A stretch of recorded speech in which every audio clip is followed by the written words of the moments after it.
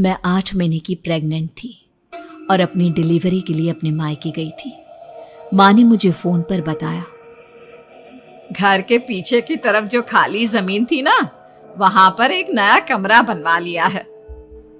इतने सालों के बाद जैसे ही अपने घर में कदम रखा, कुछ अलग सा लगा। माँ, ये घर के पीछे की तरफ नया कमरा बनवाने की क्या जरूरत थी?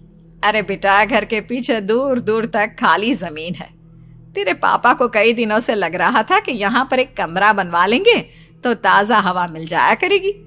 अब तो ये सब छोड़ और चल जल्दी से दूध पी ले। माँ, मैं थोड़ी देर में पी लूंगी, आप सो जाओ। मैंने दूध का गिलास उठाकर उस खिड़की में रख दिया। पता नहीं कब आंख लग गई। अचानक से खिड़की के पल्लों के खड़कने की तेज आवाज आई। दूध का गिलास धड़ाम से जमीन पर आ गिरा। जमीन पर गिरते ही दूध का रंग लाल हो चुका था।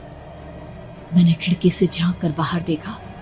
चारों तरफ धुप अंधेरा था। उस अंधेरे की तरफ से कुछ आवाजें आ रही थी, जैसे छोटे बच्चे आपस में खिलखिलाकर मस्ती कर रहे हो।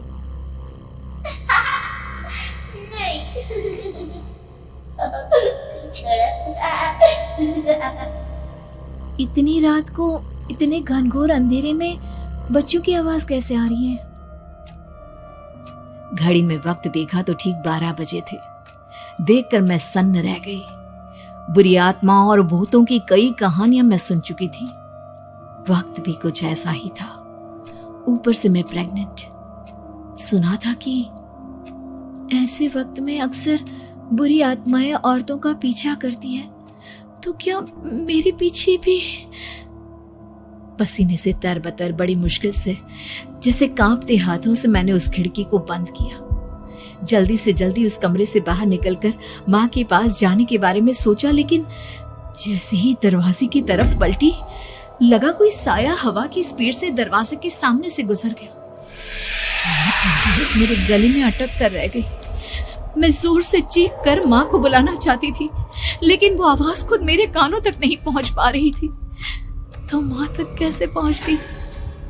खिड़की के पल्ले एक बार फिर तेज हवा के झोंके से धड़ाम करके खुल गया और पूरी ताकत से मैं चीख पड़ी। जानती थी मेरी चीख की आवाज सुनकर कुछ ही सेकंड में माँ वहां पहुंच जाएगी, लेकिन ऐसा कुछ हुआ ही नहीं।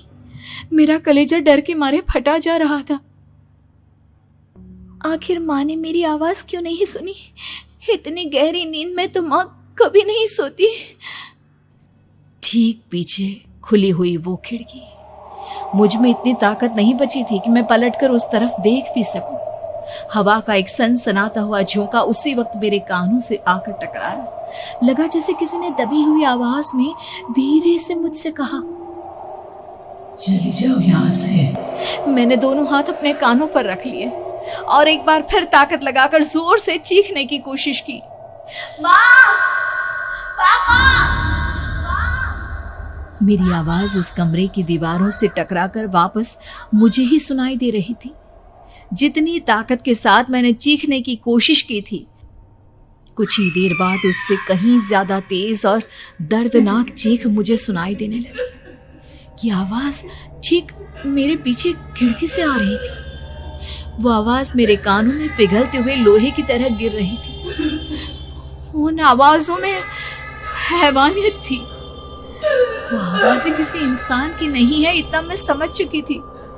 कांप रहे हाथों से मैंने अंधेरे में कुछ ढूंढने की कोशिश की। तभी अचानक मेरा हाथ बेड पर रखी टॉर्च पर पड़ा। किसी तरह ताकत लगाकर टॉर्च का बटन ऑन किया, लेकिन ये क्या? सामने दरवाजे पर 3 छोटी लड़कियां खड़ी हुई थी। उनके हाथ में स्टील के चमचमाते हुए चाकू थे। मैं घबराकर लड़खड़ाई और पीछे की तरफ हटी, लेकिन तब तक वो मेरे पास आ चुकी थी। उनकी गर्दन टेढ़ी थी और उनके हाथों के वो चाकू मेरे पेट को निशाना बनाने को तैयार। मैं जोर से चीखी, नहीं, छोड़ दो मेरे बच्चे को, मत मारो, मत मारो, छोड़ दो मेरे बच्चे को। सोनाली, क्या हुआ बेटा? तू इतनी डरी हुई क्यों है? उठ बेटा, क्या हुआ? हड़बड़ाकर मैंने अपनी आंखें खोली। देखा तो दिन निकल आया था। माँ मुझे जगा रही थी। मेरा चेहरा पूरा पसीने से लथपथ था। क्या हुआ बेटा, तुमने कोई बुरा सपना देखा क्या?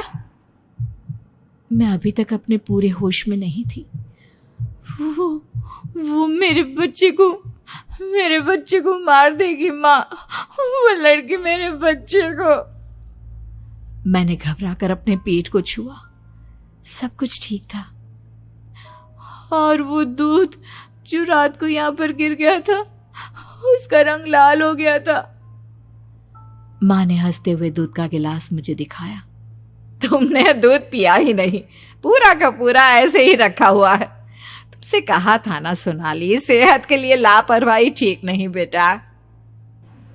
लेकिन मैंने तो सब कुछ अपनी खुली आंखों से देखा था। ये सपना कैसे हो सकता है?